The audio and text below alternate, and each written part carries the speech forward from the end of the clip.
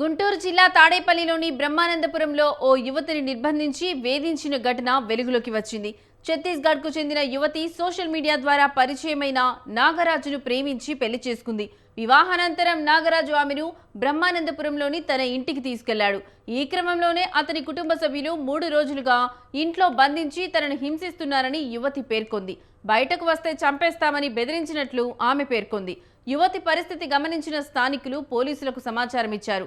తాడేపల్లి పోలీసులు ఘటనా స్థలానికి చేరుకుని దర్యాప్తు చేపట్టారు.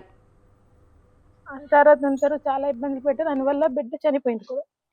మా హస్బెండ్ ఫోన్లో నేను నా పేరు ఊర్మిళ, మాది ఛత్తీస్గఢ్లో ఉంటాము, పలాస మా ఊరు. ఫోన్లో పరిచయం అయ్యి మాకు మ్యారేజ్ కోసమని మా ఇంటికి వచ్చారు. వాళ్ళ ఫ్యామిలీ అంతా, వాళ్ళ మామయ్య వాళ్ళు, వాళ్ళ అక్క చెల్లి వాళ్ళు అందరూ మా ఇంటికి వచ్చి పిల్ల కావాలని అడిగారు. అయితే మేము ఆ టైంలో ఎవరో తెలియదు అని మేము ఆగితే అప్పుడు ఇంకా అన్నారు మాకు ఏటొద్దు పెళ్లి చేయండి. అప్పుడు మేము వాళ్ళకి అంటారు కట్నం ఇచ్చి డబ్బులు ఇచ్చి పెళ్లి చేసుకోము ఇక్కడికి వచ్చాము. అంతవరకు బాగా ఉన్నారు. తర్వాత అంటారు ప్రెగ్నెన్సీ వచ్చిన నుంచి అంటారు పెళ్ళైన వెంటనే ప్రెగ్నెన్సీ వచ్చింది. ప్రెగ్నెన్సీ వచ్చిన నుంచి నాకు చాలా ఇబ్బందులు పెట్టారు. కొన్నిసార్లు బిడ్డ నా బిడ్డ వాళ్ళ బిడ్డ కాదని మాట్లాడారు. నాకు అంత ఇంకెవరో బిడ్డలకు మాట్లాడారు. అప్పటికి నన్ను డిఎన్ఏ టెస్ట్ చేయించుకొని తెలిసిపోద్ది. అంటారు. ఇక ఇదే అంశానికి సంబంధించిన మరింత సమాచారం మా కరెస్పాండెంట్ వీరస్వామి ఫోన్ ద్వారా అందిస్తారు. వీరస్వామి, చెప్పండి, ఈ అంశానికి సంబంధించి మీ దగ్గర ఉన్న అప్డేట్స్ ఏంటి? గుంటూరు జిల్లా తాడేపల్లి పట్టణంలో ఓ యువతిని నిర్బంధించిన ఘటన మాత్రం కలకలం రేగుతుంది. ఛత్తీస్గఢ్ చెందిన యువతి సోషల్ మీడియా ద్వారా తాడేపల్లికి చెందిన నాగరాజును పరిచయం అయ్యారు. ఈ నేపథ్యంలో ప్రేమించి పెద్దల సమక్షంలో 8 నెలల క్రితం వివాహం చేసుకున్నట్లు మాత్రం తెలుస్తోంది. దీనికి సంబంధించి కూడా వివాహానంతరం ఆమెను బ్రహ్మానందపురంలో ఇంటికి తీసుకొచ్చాడు నాగరాజు.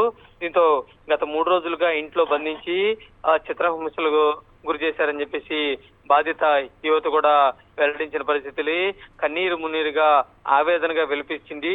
ఈ నేపథ్యంలో చూసుకున్నట్టు వాళ్ళ కుటుంబ సభ్యులు కానీ దాంతో పాటు చూసుకున్నట్టు మాత్రం ఏదైతే ఉందో నాగరాజు కూడా బయటకు వస్తే మాత్రం ఇంటి నుంచి చంపేస్తామని బెదిరించినట్లు ఆ ఆరోపణలు కూడా ఆ యువతి చేస్తుంది. దీనికి సంబంధించి కూడా యువతి పరిస్థితిని కూడా గమనించిన చుట్టుపక్కల స్థానికులు కూడా ఏదైతే ఉందో వాళ్ళందరికీ కూడా పోలీసులు కూడా సమాచారం ఇచ్చారు.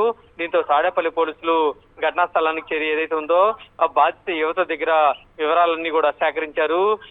ఏదైతే ఉందో ఈ యువతి సోషల్ మీడియా ద్వారా ఏదైతే ఉందో ఛత్తీస్గఢ్కి చెందింది కాబట్టి వాళ్ళ తల్లిదండ్రులకు కూడా ఫోన్ చేసి దానికి సంబంధించిన కూడా వివరాలు కూడా అందించడం జరిగింది.